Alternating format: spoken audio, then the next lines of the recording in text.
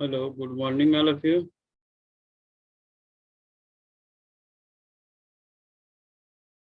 Hello.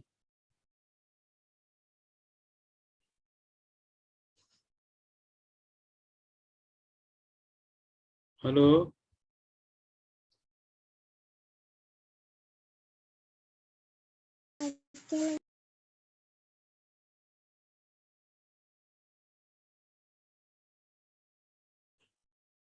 Hello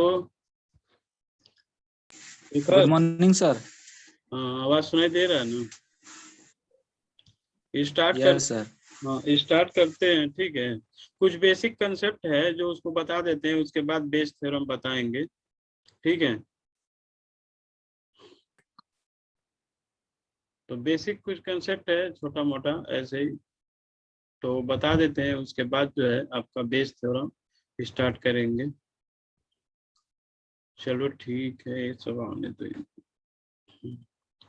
concept ये है कि if a1 a2 a3 an are the independent event, तो आपको पता है इंडिपेंडेंट इवेंट में क्या होता है, a intersection b equal to क्या होता है, probability of a intersection probability of b।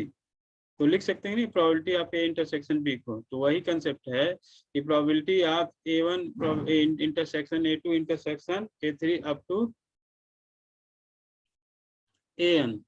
ठीक है, तो then we can write as probability of a1 into probability of a2 probability of an, ऐसे लिख सकते हैं।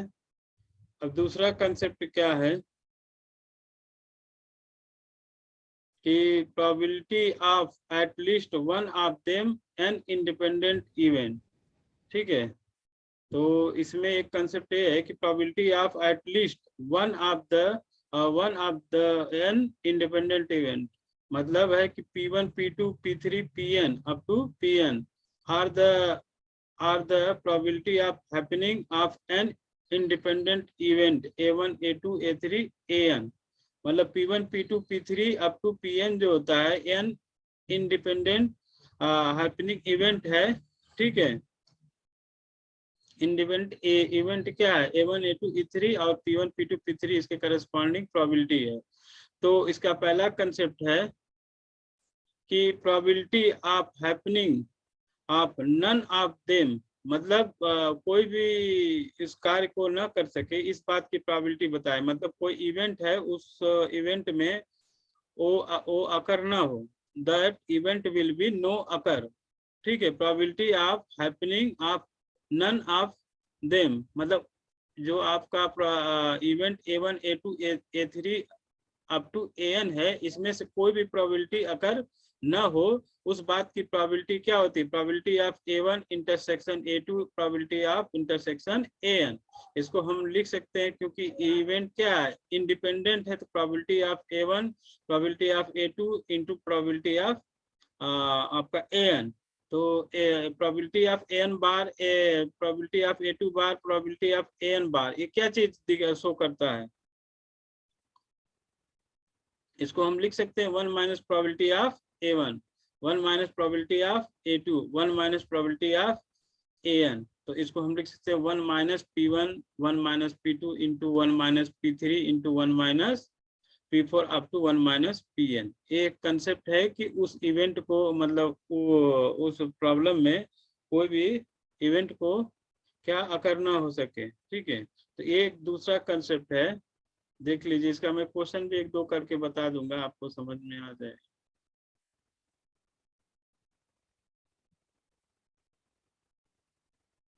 तो आपका यही है कि probability of at least one of the an independent event, मतलब प्रोबेबिलिटी जो होता है एटलीस्ट, मतलब p1 p2 इंडिपेंडेंट प्रोबेबिलिटीज हैं, और इवेंट क्या है a1 a2 an है जो इंडिपेंडेंट है। ठीक है, n इवेंट है जिसमें इवेंट का नाम a1 a2 an दिया है, और ये सारे के सारे इंडिपेंडेंट है।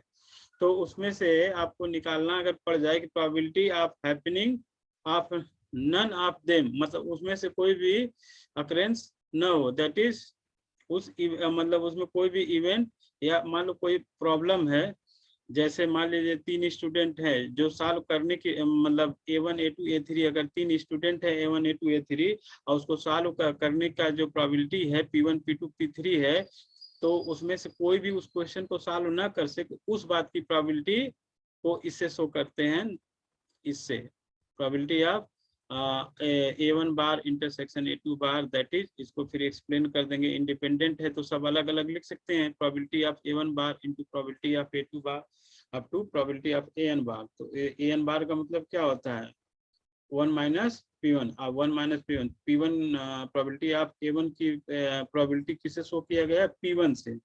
फिर प्रोबेबिलिटी ऑफ P2 जो है आपका किसे, P2 से। प्रोबेबिलिटी ऑफ A2 को P2 से रिप्रेजेंट किया, तो यही आपको लिखा गया है। अब क्या है, एग्जांपल भी बताएंगे सबका।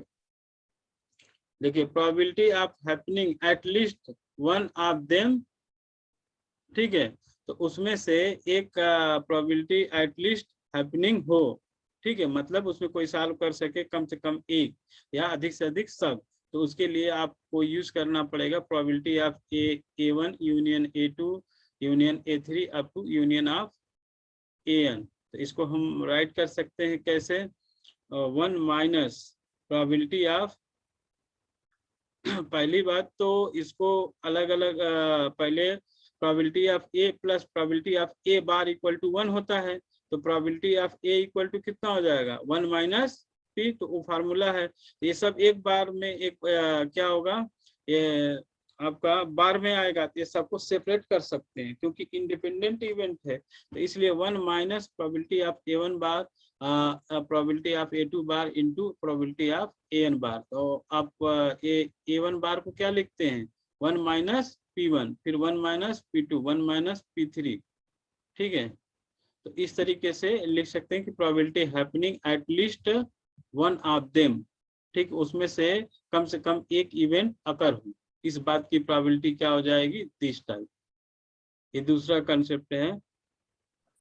तीसरा है कि probability of happening the first event and not happening the remaining, मतलब उसमें से एक इवेंट अकर हो और बाकी सारी अकर न हो, इस बात की प्रोबेबिलिटी क्या हो जाएगी, probability of A1 into probability of A2 into probability of AN। तो एक केवल एक अकर हो रहा है, बाकी नॉट अकर हो रहा है, ठीक है, नन ऑफ अकरिंग, मतलब लिखा है ना, नॉट हैपनिंग द रिमेनिंग, मतलब जो शेष बच गए कोई भी हैपनिंग ना हो, तो उसके लिए probability of A2 probability of A3 AN, इस तरीके से। तो आपका इसका प्रोबेबिलिटी ऑफ A1 का क्या है, P1 है, तो और प्रोबेबिलिटी ऑफ A2 क्या लिख सकते, 1 माइनस P2, P3 को क्या लिख सकते, 1 minus P3 up to 1 minus PN। ये तीन मतलब कंसेप्ट हो गए, ठीक है। तो ये अल्टरनेट किसी भी एग्जाम में वैसे पूछा जा सकता है, कंपटीशन वगैरह चाहे इसमें भी। दूसरा है एक कि इफ प्रोबेबिलिटी ऑफ, हेलो, समझ में आ रहा है ना, समझ में आ रहा है, तो क्वेश्चन भी बता देंगे, इसके पहले भी बताए थे, थोड़ा ध्यान नहीं दिए थे तुम लोग, फिर से देख लो। If A and B are independent event, तो probability of A union B को क्या लिख सकते हैं, probability of A plus probability of B minus probability of A intersection B, ठीक है। तो इसको हम इस तरीके से लिख सकते हैं। तो probability of A intersection B को हम क्या लिख सकते हैं, क्योंकि इंडिपेंडेंट है तो इसको लिख सकते हैं probability of A into probability of B। फिर उसके बाद probability of A union B equal to क्या लिख सकते हैं, 1 minus probability of A intersection B bar. तो इसको सेपरेट कर सकते हैं, क्यों, क्योंकि इंडिपेंडेंट है, तो 1 minus probability of A1 bar probability of B2 बार, ठीक है। तो ये फार्मूले हैं, 4-5 कंसेप्ट हैं, इसको याद रखना है। इसके बेस्ड पे अगर कुछ क्वेश्चन आते हैं तो उसको सॉल्व कर लोगे, और ये हर जगह इस टाइप का क्वेश्चन आता है कंपटीशन वगैरह में, ठीक है। देखो एक छोटे छोटे क्वेश्चन है, एक 2-4 ठो से बता देते हैं और बाकी लगाना तुम लोग। देखो, if a dice is throw twice, एक डाइस को 2 बार फेंका जा रहा है, then find the probability of getting one in the first throw, मतलब पहले ही थ्रो में आपका 1 गेटिंग करने का प्रोबेबिलिटी बताना, ठीक है। तो देखिए, probability of getting 1 in the first throw, मतलब फर्स्ट रो में 1 के आने की प्रोबेबिलिटी क्या आती है? 1/6। 1/6। हाँ, probability of not getting 1 in the second, मतलब दूसरी बार में आपका प्रोबेबिलिटी मतलब 1 ना आए, इस बात की प्रोबेबिलिटी क्या हो जाएगी? 1 माइनस 1/5 मतलब 5/6। मतलब प्रोबेबिलिटी 1 यस सर। 1/6 न आने की 1 माइनस 1/6 मतलब 5/6 हो जाएगा। तो both are independent event, so the required probability क्या है? Probability of A intersection B equal to probability of A into probability of B. मतलब क्या पहले मतलब पहला आपने फेंका तो 1/6 आया, और दूसरी वाली डाइस पे 1 ना आए, उस बात की प्रोबेबिलिटी 5/6 हो जाएगी। यही तो होगा। मतलब लिखा है कि आप 2 डाइस एक बार फेंक रहे हैं, और वो बोला है कि पहली बार में जो पहली बार फेंक रहे हैं उसमें 1 आने की प्रोबेबिलिटी बताना है।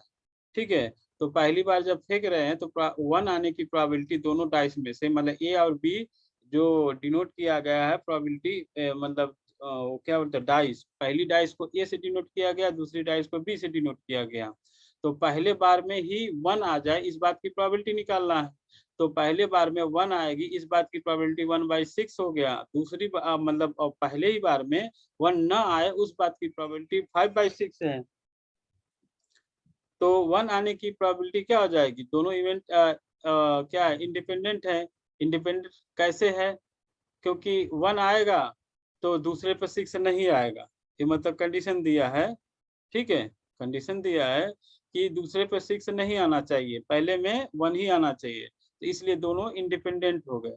दोनों इंडिपेंडेंट हो गए तो उसके बाद वही probability of A intersection B, that is probability of A into probability of B. मतलब पहली बार में 1 आने की प्रोबेबिलिटी 1/6 हो गई, 1 ना आने की प्रोबेबिलिटी 5/6 हो गई। दोनों मल्टीप्लाई 5/36। ठीक है। Yes sir. अब देखिए जैसे ये लिखा है, find the probability of getting at least 1 tail in the 4 toss of a coin. ठीक है, तो एट लीस्ट बोला है, तो एट लीस्ट कम से कम क्या हो जाए? एक टेल आए, कम से कम टेल आना चाहिए। टेल आना चाहिए। इस बात की प्रोबेबिलिटी बताना है। 4 टॉस ऑफ ए कॉइन, इसका क्या मतलब होगा? 4 बार उछाला गया सर हाँ, सिक्का। 4 बार फेंका गया है, 4 बार फेंका गया है। तो देखिए probability of getting the head in the each toss of the coin, मतलब हेड और टेल आने की प्रोबेबिलिटी एक कॉइन में कितना होता है? 1/2, 1/2 होता है ना। Yes sir. दोनों का प्रोबेबिलिटी सेम होता है, इसीलिए उसको इक्वली लाइकली इवेंट भी बोलते हैं। तो probability of getting head in the each toss 1/2 है। Then the probability of getting the 4 heads in the 4 toss, मतलब मतलब चारों बार में हेड आए, उस बात की प्रोबेबिलिटी क्या हो जाएगी? 1/2 इंटू 1/2 इंटू 1/2 इंटू 1/2, मतलब 4 बार तो हो गया 1/2 होल के पावर 4 हो गया। तो रिक्वायर्ड प्रोबेबिलिटी क्या है? कि हेड ना आए, टेल आए, है ना। तो 1 minus no coin so tail, तो नो कॉइन सो टेल, तो क्या हो जाएगा? 1 माइनस 1/2 होल के पावर 4। तो इसको सिंप्लीफाई करोगे तो 15/16 आ जाएगा। ठीक है, छोटे छोटे क्वेश्चन है, ऐसे आ यस। सकते हैं। अब देखिए जैसे ये लिखा है, तो 3 person work independently on a problem. ठीक है, if the respective probability that they will solve it are 1/3, 1/4, 1/5, then the probability that none can be solved, मतलब उस प्रॉब्लम को कोई भी सॉल्व ना कर सके। तो नन ऑफ देम के लिए हमने क्या बताया था? देखिए ये वाला आप थोड़ा सा ध्यान दीजिएगा। 1 माइनस जो प्रोबेबिलिटी है। हाँ देखिए जैसे बताया था इधर, हाँ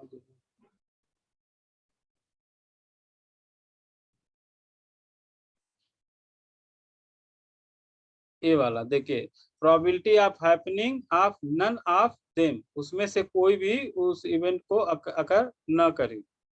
ठीक है, मतलब कोई भी उसमें बिलोंग ना करे उस प्रोबेबिलिटी में। तो इसके लिए क्या है, आपका इंटरसेक्शन मतलब 1 - P1 1 - P2 वाला है ना, तो वही वाला ये केस है। यस। मतलब ये क्या है, फार्मूले बेस्ड है, थोड़ा सा समझ के रखोगे तो आसानी से हो जाएगा। देखो 3 पर्सन है work in the independently on a problem. 3 मतलब पर्सन है, एक प्रॉब्लम पे क्या कर रहे हैं, वर्क कर रहे हैं इंडिपेंडेंटली। इट रिस्पेक्टिवली प्रोबेबिलिटी मतलब 3 पर्सन है, मान लो ए बी सी, तो तीनों का प्रोबेबिलिटी क्या है, प्रोबेबिलिटी ऑफ ए 1/3, मतलब जो पहला आदमी है उसको सॉल्व करता है उसकी प्रोबेबिलिटी 1/3 है, दूसरे का 1/4 1/5 तीसरे का है। तो कहा then find the probability that none can be solve it, मतलब उसमें से कोई भी उस प्रॉब्लम को सॉल्व ना कर सके, तो रिक्वायर्ड प्रोबेबिलिटी क्या आ जाएगा, 1 - 1 अपॉन P1 1 - 1 - P2 1 - P3। ठीक है, प्रोबेबिलिटी जो है दिया है, तो इसको ऐसे वैल्यू रख देंगे तो आपका 2/5 आ जाएगा। ठीक है, और देखो the probability of the hitting a target, ठीक है ना। Yes sir. हाँ, the probability of hitting the target by the 3 mark same are 1/2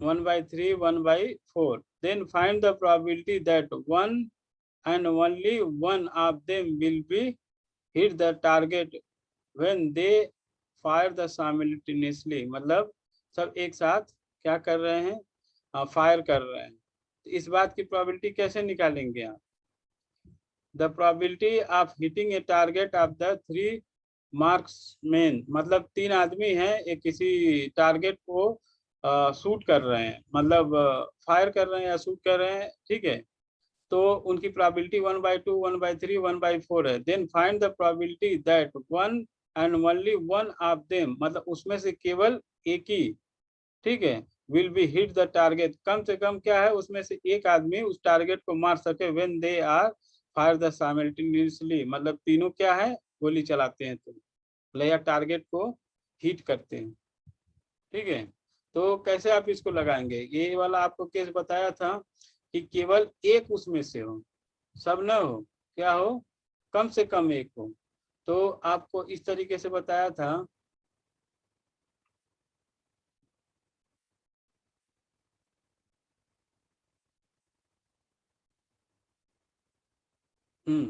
देखिए, probability of happening of the first event and not happening the remaining, मतलब कम से कम एक हो और बाकी न उस इवेंट को अकर कर पाए, तो उसके लिए क्या होता है, प्रोबेबिलिटी ऑफ A1 और बाकी probability of A2 A3 AN होता है।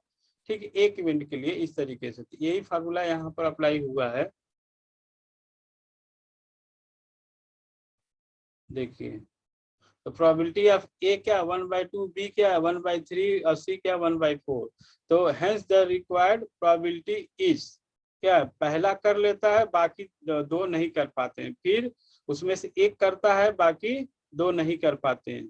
बात समझ गए, probability of A, probability of B क्या है, B bar and probability of C bar, मतलब बी और सी उस काम को नहीं कर पाते, हिट नहीं कर पाते, केवल ए आदमी होता है उसको हिट कर पाता है। फिर दूसरा केस क्या होगा कि बी हिट करता है, मतलब टारगेट को हिट करता है, टारगेट को मार देता है, निशाना लगा देता है, और ए और सी जो होता है टारगेट को नहीं कर पाते हैं, और बी केवल उसका टारगेट लगता है, मतलब वो हिट कर पाता है।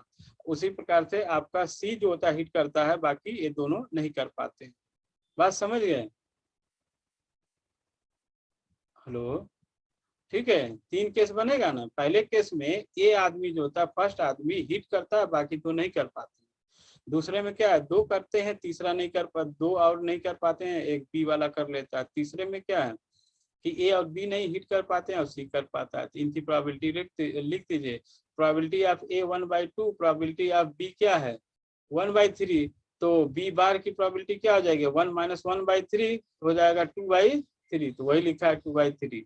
और इसका क्या हो जाएगा 1 - 1/4, तो इसको सिंप्लीफाई करेंगे तो 3/4। ये समझ में आ रहा है ना, 3/4 2/4 कहाँ से आया, बोलिए। अंजलि बताओ, ठीक है ना? Yes sir. हाँ, तो इस तरीके से ये सब इसको वैल्यू पुट कर देंगे, फिर इसको सिंप्लीफाई करेंगे तो 11/12 आ जाए, 24 आ जाएगा। फिर इसी तरीके से और भी कुछ क्वेश्चन है इसका आएगा, उसके बाद सेम उसी पे बेस्ड है, इसको देख लेना है सब। अब चालू करते हैं बेस थ्योरम, ठीक है? ये सब है उसी टाइप का एग्जांपल है, ये सब देख लेना।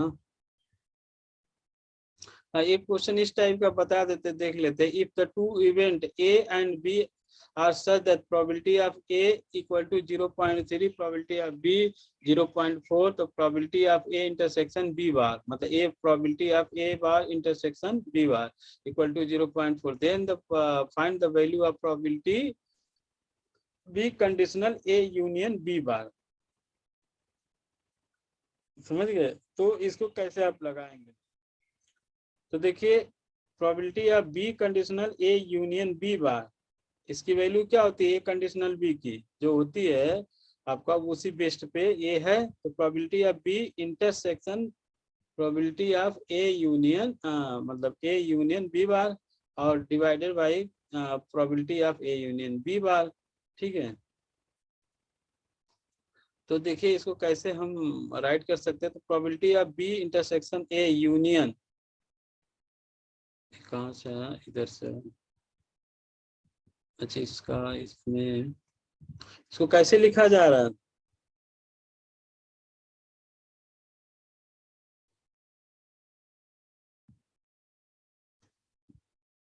एक्सपेंड कर दिया सर इसको। हाँ, इसको एक्सपेंड कर दिया। तो देखिए बी इंटरसेक्शन ए, तो इस पे किया, फिर उसके बाद इसके ऊपर किया बी बार के बाद, ठीक है? तो बी इंटरसेक्शन बी हो गया बी बार। तो देखिए probability of A union B bar को हम लिख सकते probability of A probability of B minus probability of A intersection B bar. तो प्रोबेबिलिटी ऑफ आपका कितना है, कहाँ पर ये वाला कहाँ गया? तो इसको आप वेन डायग्राम से देखेंगे तो इसकी value probability of A intersection B होगा। ये जो दिया है बी इंटरसेक्शन ए, फिर उसका पहले बी इंटरसेक्शन ए का मतलब बी इंटरसेक्शन ए का इंटरसेक्शन देखेंगे, और फिर उसके बाद यूनियन उसका लेंगे, फिर probability of B intersection B bar. ये मैं कल बताया था, एक प्रॉब्लम में वो दिया था, क्या बोलते हैं इसका, वेन डायग्राम में एक दिया था, बी बार दिया था और ए इंटरसेक्शन भी दिया था। तो इसको वेन डायग्राम जब आप बनाएंगे ना, तो ये आपको यही चीज मिलेगा, प्रोबेबिलिटी मतलब ए इंटरसेक्शन बी मिलेगा। इसको करके देख तुरंत तुम लोग, ठीक है? तो probability of A intersection B हो जाएगा। समझे कि नहीं समझे? इसका ये वाला जो दिया है, कैसे A probability of A intersection B हो गया। तो देखो बी और ए में जो कॉमन होगा वो क्या होगा, वो बीच का पार्ट होगा, और फिर उसके बाद बी और इंटरसेक्शन बी बार, तो उसमें कॉमन ले गए तो वही ए इंटरसेक्शन बी बार का ही बारा ही कॉमन आएगा। तो दोनों का यूनियन लोगे तो दोनों सेम ही चीज रहेगा, तो इसीलिए वही आ गया probability of A intersection B. और फिर उसके बाद ये जो नीचे आपका दिया गया probability of A probability of B bar minus probability of A intersection B bar, ठीक है? तो उसके बाद इसकी वैल्यू सब देखिए दिया हुआ है, probability of A bar intersection B bar ये इतना दिया है, तो 1 minus probability of 1 minus probability of A union B हो जाएगा। तो 0.5 दिया है ये यहाँ पे, तो probability of A union B की वैल्यू निकाल लेंगे आप, ठीक है? तो 0.5 है यहाँ से, तो क्योंकि इसको इधर ले जाओगे तो 1 में से 0.5 माइनस होगा तो इतना ही बचेगा। Probability of A plus probability of B minus probability of A intersection B, ये कितना है आपका 0.5 है। तो यहाँ पर वैल्यू आप रखेंगे इंटरसेक्शन निकालने के लिए इसका, और ए और बी की वैल्यू आपको पता है, ठीक है? और यूनियन के भी पता है, probability of A union B की वैल्यू क्या है 0.5 यहाँ पर दिया है, इसी को एक्सप्लेन कर देते हैं, इंटरसेक्शन ही निकल गया, इसकी वैल्यू 0.2 हो गया। तो सारी वैल्यू उठा कर करके यहाँ पे आप पुट कर देंगे तो हो जाएगा। देखिए 0.3 प्लस 0.6 माइनस 0.1, इसको सॉल्व करूंगा 1/4।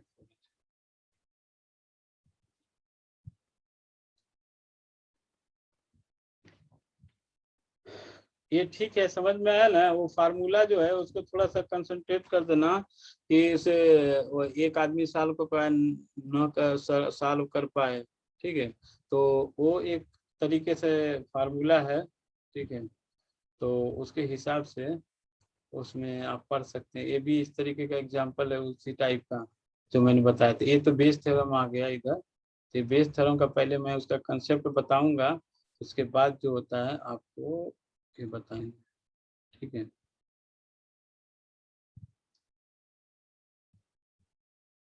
तो बेस थ्योरम आपको बता देते हैं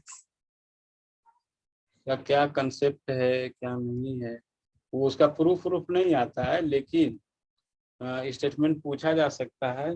और उसका प्रूफ इसलिए थोड़ा सा बता रहे हैं ना, उसका कंसेप्ट समझ में आ जाएगा तो ठीक रहेगा।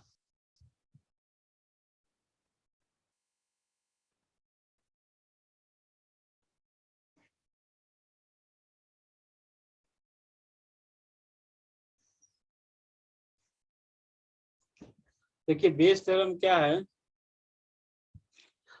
सबसे पहले इसको थोड़ा सा समझ लीजिए। पार्टीशन ऑफ ए सेट, किसी सेट का पार्टीशन क्या होता है, ये सब डिफिनीशन मिला करके बेस थ्योरम को इम्प्रूव करती है।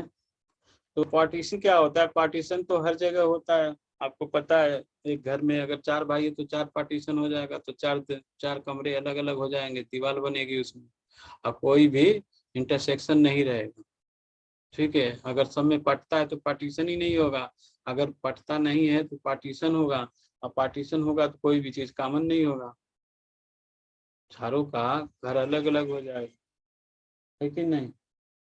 तो वही है partition of A set. Consider a sample space yes, yes क्या है, एक सैंपल स्पेस है, ठीक है। मतलब यूनिवर्स एक तरीके से सपोज करो। तो consider a sample space S, let a1 a2 a3 up to an be the set of mutually exclusive and exhaustive event of a sample space S। तो म्यूचुअली एक्सक्लूसिव का क्या मतलब हुआ, जो ये इवेंट है टोटल आउटकम जो है उस सैंपल स्पेस में a1 a2 a3 up to an, total outcome जिस सेट के अंदर लिखा जाता है, ठीक है। किसी इवेंट के टोटल आउटकम जो आते हैं उस सेट, जिस सेट के अंदर लिखा जाता है उसे सैंपल स्पेस बोलते हैं। जैसे आपका एक कॉइन एट रैंडम क्या कर रहे हैं, थ्रो कर रहे हैं, तो उसमें हेड या टेल आएगी, तो उसको यस इक्वल टू आप क्या लिखेंगे, यस कामा टी, तो वो यस क्या हो गया उसके लिए, सैंपल स्पेस हो। इसी प्रकार से सेम वे आपका एक आपका डाइस है, तो उसमें कितने इवेंट टोटल आउटकम होते हैं, 1 से लेकर के 6 तक। तो S equal to in bracket 1 2 3 4 5 up to 6, तो यस क्या हो गया, उसका सैंपल स्पेस हो गया। तो वही बोल रहा है कि यस एक सैंपल स्पेस है। क्या है, यस एक सैंपल स्पेस है जिसमें total outcome that is exhaustive event of a sample space. मतलब एग्जैक्टिक इवेंट का मतलब होता है कि टोटल आउटकम। तो a1 a2 a3 an ये टोटल आउटकम है उस इवेंट के, और ये सारे क्या म्यूचुअली एक्सक्लूसिव है। म्यूचुअली एक्सक्लूसिव का क्या मतलब होता है, a intersection b equal to 5 होता है ना, कुछ भी कॉमन ना हो, यही होता है म्यूचुअली एक्सक्लूसिव। तो then the a1 a2 a3 an are set to be the problem of the sample space of S we have. There are कुछ कंडीशन है, क्या है कंडीशन है कि A I intersection A J equal to 5, मतलब कोई भी 2 event आप लेंगे तो उसके बीच का जो कॉमन पोर्शन होगा वो 5 होगा, मतलब कुछ भी उसमें कॉमन नहीं होगा। तो वही चीज बता रहा है। देखिए ये पूरा का पूरा जो आपका रेक्टेंगल टाइप में मैंने लिखा है ये सैंपल स्पेस है, और इसके अंदर जो A1 एक इवेंट है, फिर आपका A2 आएगा, फिर A3 मैंने लिखा है, फिर A4 लिखा है, अप टू AN लिखा है। और A1 A2 A3 A4 AN में कोई किसी में भी कोई भी पोर्शन कॉमन नहीं है, समझ गए, सारी इवेंट अलग अलग है, ठीक है। लो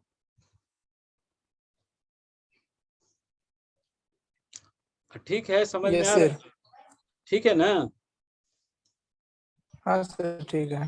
हाँ मेहराब मत, थोड़ा अच्छे से बोलो। Yes, sir. हाँ कहने का मतलब A1 A2 AN क्या है, सब टोटल आउटकम है किसी सैंपल स्पेस का, और सारे इवेंट क्या है, म्यूचुअली एक्सक्लूसिव है। तो then we say that AIJ intersection AJ equal to 5। मतलब कहने का मतलब है कि A1 और A3 के इंटरसेक्शन लोगे तो 5 आएगा, A1 का A4 का इंटरसेक्शन लोगे तो A5 आएगा, A3 और A4 का इंटरसेक्शन लोगे तो 5 आएगा। कोई भी इवेंट क्या है, एक दूसरे में कुछ भी कॉमन पोर्शन नहीं रखता है। ठीक है, अब इसी कंसेप्ट को थोड़ा सा आगे बेस साहब ने बढ़ाया और वो बन गया बेस थ्योरम। ठीक है, कैसे देखिए, यही कंसेप्ट है। इसका स्टेटमेंट है कि if A1 A2 A3 AN be n mutually exclusive and exhaustive event, वही चीज है, A1 A2 आपका क्या म्यूचुअली एक्सक्लूसिव है, एग्जॉस्टिक इवेंट है आप सैंपल स्पेस S का, and A is a event which is occurred together in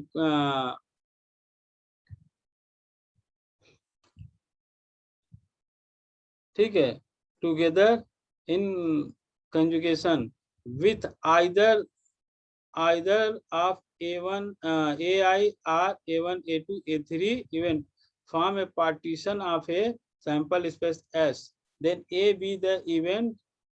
ठीक है देन AK, मतलब कहने का मतलब एक पर्टिकुलर इवेंट जो होता है इस A1 A2 A3 में से अगर अकर होता है तो उस बात की प्रोबेबिलिटी क्या होती है, प्रोबेबिलिटी ऑफ A के कंडीशनल A हो जाएगा। ये क्या है, एक ये ऐसा इवेंट है जो पहले से अकर हो चुका है। ठीक है, तो इस A1 A2 A3 पर्टिकुलर इसमें से कोई एक इवेंट AK है जिसका नाम रखा गया है, वो अकर हो रहा है, उस बात की प्रोबेबिलिटी निकालिए, तो जो कंडीशनल प्रोबेबिलिटी होता है वही वाला आएगा। Probability of AK in conditional A equal to होता है probability of AK into probability of A conditional AK divided by probability of A1, probability of A conditional A1 plus probability of A2 into probability of A conditional A3 up to ऐसे ही आपका रहेगा probability of AN into probability of A conditional AN हो जाएगा। ये कैसे होता है इसको प्रूफ करके बता देते हैं थोड़ा सा। इसका मतलब प्रूफ आता नहीं है लेकिन कॉन्सेप्ट थोड़ा सा बता देते हैं ताकि समझ में आ जाए, कि याद रहेगा। देखिए ये वही चीज है जो मैंने आपको बताया था कंसेप्ट। ये यस क्या है, एक सैंपल स्पेस है, इसमें से A1 A2 ठीक है A3 A4 up to AN एक इवेंट है। देखो since A1 A2 are the form of the partition, मतलब A1 A2 A3 are non empty, मतलब ए इम्पटी भी नहीं होना चाहिए, A1 A2 A3 इसमें कोई ना कोई इवेंट अकर होना चाहिए। ठीक है, तो ए अकर है, अकर हो रहा है, अब म्यूचुअली एक्सक्लूसिव है, तो AI intersection AJ equal to कितना हो जाएगा, 5 हो जाएगा। When I not equal to J, I not equal to J मतलब I इक्वल टू J हो जाता, तब तो ये क्या हो जाएगा, इसी पे सेट हो जाएगा, वो सेम मतलब सैंपल हो जाएगा सेम। वो ऐसा नहीं होना चाहिए, म्यूचुअली एक्सक्लूसिव है तो मतलब AI intersection AJ equal to 5, मतलब आप A1 इंटरसेक्शन A4 लेंगे तब भी 5 आएगा, A1 इंटरसेक्शन A3 लेंगे तब भी 5 आएगा, या A2 इंटरसेक्शन A4 लेंगे तब भी 5 आएगा, A2 इंटरसेक्शन A3 लेंगे तब भी 5 आएगा। मतलब ये सब म्यूचुअली एक्सक्लूसिव इवेंट है। कौन कौन सा, A1 A2 A3 A4 और AN। ठीक, तो इसमें एक सिंपल सा बात तुमको मैं बता देता हूँ। मान लीजिए 10 परिवार है, 10 परिवार अलग अलग सब रहता है। देखो ये एक परिवार हो गया, एक दूसरा, तीसरा, चौथा, ऐसे पांचवा। ये सब परिवार क्या है, एक सब सेपरेट है, इसमें कोई भी एक दूसरे का कॉमन पोर्शन नहीं लिया है, सबका घर अलग है, जमीन अलग है, ये सब परिवार क्या अलग अलग है। लेकिन इसमें एक ऐसा आदमी है जो इन सब में इंटरसेक्शन है, जो इनका बाप है इस सब का, इसका हिस्सा क्या है सब में होगा। तो वही चीज है, सिंस देखिए क्या है कि आपका आपका ए जो होता है ए इंटरसेक्शन एस, तो मतलब ये जो ए इवेंट ए है इस सब में अकर हो रहा है, किसमें A1 में भी है, A2 में भी होगा, A3 में भी होगा, A4 में भी होगा, अप टू AN में भी होगा। तो इसमें जितने फाइनाइट अकरेंस हो रहे थे, इस सब के साथ इंटरसेक्शन रखने वाला जो इवेंट है वो कैपिटल A। बात समझ गए? ये 10 परिवार का 10 परिवार, ये 10 भाई हैं, अलग अलग सब रहते हैं, सबका जमीन अलग है, घर अलग है, ये सब अलग है, लेकिन इनका जो पिताजी होगा इस सब में कॉमन होगा, क्योंकि ये सब इसके बेटे हैं। तो यही कंसेप्ट है कि एक ऐसा मतलब इवेंट है जो सबके साथ अकर हो रहा है, तो उसको हम कैपिटल ए से डिनोट करते हैं। तो उसकी वैल्यू क्या हो जाएगी? A equal to A intersection S. और यस क्या है? यस क्या है? ये पूरे का यूनियन है। A1 union A2 union A3 union A4 union A5 A6 A10 A9 AN तक का, ये सब मिला करके यस के बराबर ही तो होगा, क्योंकि पूरा सैंपल स्पेस यस है। इसके अंदर जो भी इवेंट होगा वो मैक्सिमम यस के बराबर होगा। तो वही है A1 union A2 union A3 union A4 up to union of AN। तो कहने का मतलब होता है कि A इक्वल टू इस तरीके से हो जाएगा, ए इंटरसेक्शन, मतलब फिर इसका एक्सप्लेन कर दिए, इसको एक्सपेंड कर दिए ए को, तो ए इंटरसेक्शन A1 यूनियन, ठीक है, ए वाला यूनियन फिर आ जाएगा A intersection A2 up to A intersection AN होगा। ठीक। तो दूसरी बात क्या है कि since A1 A2 A3 are disjoint set, मतलब डिसजॉइंट का क्या मतलब होता है?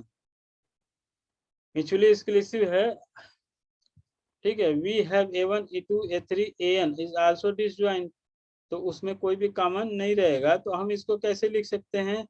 इसको लिख सकते हैं probability of A equal to probability of A plus, मतलब यूनियन की जगह ये जो यूनियन था ना ये वाला और इधर, तो A क्या होगा plus probability of A intersection 2 up to probability of A intersection AN। Probability of A की जो वैल्यू है, जो प्रोबेबिलिटी इवेंट ए है उसकी जो प्रोबेबिलिटी है इस सब के इंटरसेक्शन के यूनियन के बराबर हो जाएगा। ठीक है, समझ में आ रहा है? Yes sir. प्रोबेबिलिटी ऑफ ए कैसे बराबर होगा? देखिए, ए का कुछ पोर्शन A1 इवेंट में इन्वॉल्व है, ए वाला एरिया, ये वाला ए इतना, ठीक। और फिर A2 में क्या है? ए वाला है, ए यहाँ से लेकर के यहाँ तक ए, तो हुआ ना probability of A1 intersection A. तो इन दोनों के बीच का जो कॉमन पोर्शन है यही वाला होगा प्रोबेबिलिटी, फिर इसके साथ ए वाला प्रोबेबिलिटी होगा इंटरसेक्शन, और फिर उसके बाद इसके साथ क्या है? इसके साथ ये आगे का भी पोर्शन है, तो ये पूरा का पूरा इधर से मतलब ये पूरा इस